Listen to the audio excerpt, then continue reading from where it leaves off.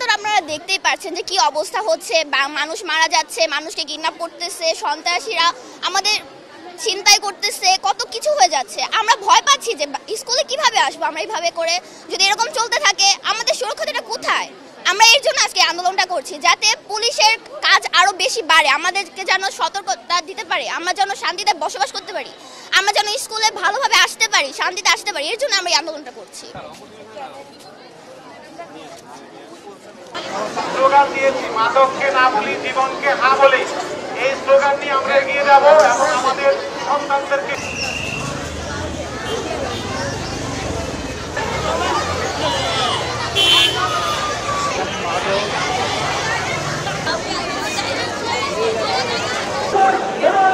আমরা ওনাদেরকে উদাত্ত আহ্বান জানাচ্ছি।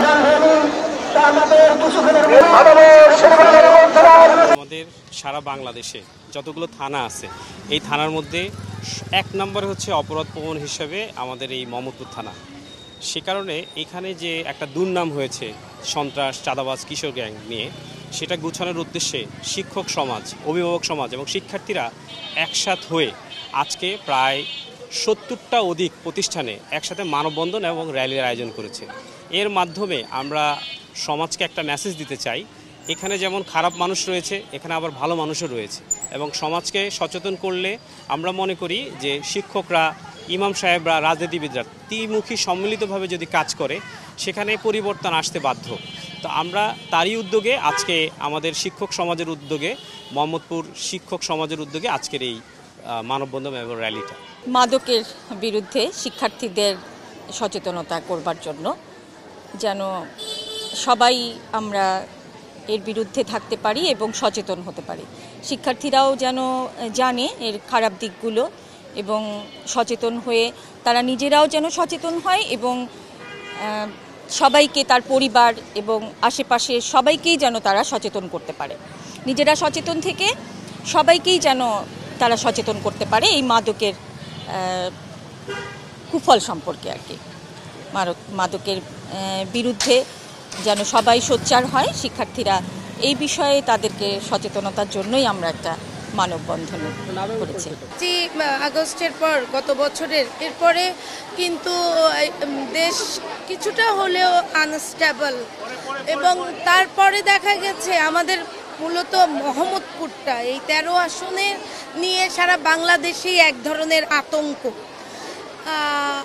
আমরা এটার দ্বারাই মানে আজকের এই আমরা শিক্ষাঙ্গনের, আমরা যারা এই 13 আসনের স্কুল কলেজগুলোতে আছি দায়িত্বে, তারা জানাতে চাই যে মোহাম্মদপুর মাদক, তারপরে দুর্নীতি বা সন্ত্রাস, কিশোর গ্যাং এর কোনো ঠাঁই নাই। মোহাম্মদপুরের মানে সবচেয়ে বেশি হচ্ছে ভালো ভালো শিক্ষা প্রতিষ্ঠান এই থানায় বা এই আসনে, বা ঢাকা শহরের মধ্যে, এবং ঐতিহ্যবাহী সব প্রতিষ্ঠান এখানে। তো এই চিন্তা ভাবনা থেকে আমরা যারা শিক্ষা প্রতিষ্ঠানের সাথে জড়িত আছি, শিক্ষক, অভিভাবক, তারপরে আমরা যারা মানে গভর্নিং বডিতে আছি, সবাই মিলেই আমরা সিদ্ধান্ত নিয়েছি যে সমাজের জন্য আমাদেরও যে দায়িত্বটা আছে সেটা আমরা তুলে ধরব এবং মানে আনুষ্ঠানিকভাবে আমরা জনগণকে জানাবো। আজকে যে স্লোগান নিয়ে তোমরা মাঠে নেমে এসেছো, এই স্লোগান হলো যে মাদককে আমরা না বলি, সন্ত্রাসকে না বলি, চাঁদাবাজকে না বলি, অর্থাৎ একটা সামাজিক দায়িত্ব, এবং এই সামাজিক দায়িত্বটা পালন করা আমাদের প্রত্যেকটা নাগরিকের দায়িত্ব। আজকে মোহাম্মদপুর আদাবরের যে অবস্থা, এই অবস্থা আজকে বসবাসের অনুপযুক্ত হয়ে পড়েছে। সেই কারণে আজকের এই বিভিন্ন স্কুল কলেজের ছেলেমেয়েরা শিক্ষকদের সহযোগিতায় যে আজকে মানববন্ধন কর্মসূচি, আমি ধন্যবাদ জানাই লালমাটিয়া উচ্চ বালিকা বিদ্যালয় ও কলেজের ছাত্রীদেরকে, প্রধান শিক্ষককে এবং এই কলেজের গভর্নিং বডির সভাপতি রুনালাইলাকে এবং সকল শিক্ষক মণ্ডলীকে, যে আজকে এই আমাদের নাগরিক সচেতনতা সৃষ্টি করা ছাড়া এই মাদক থেকে আমরা বাঁচতে পারবো না, এই সন্ত্রাস থেকে আমরা বাঁচতে পারবো না, এই চাঁদাবাজদের হাত থেকে আমরা বাঁচতে পারবো না।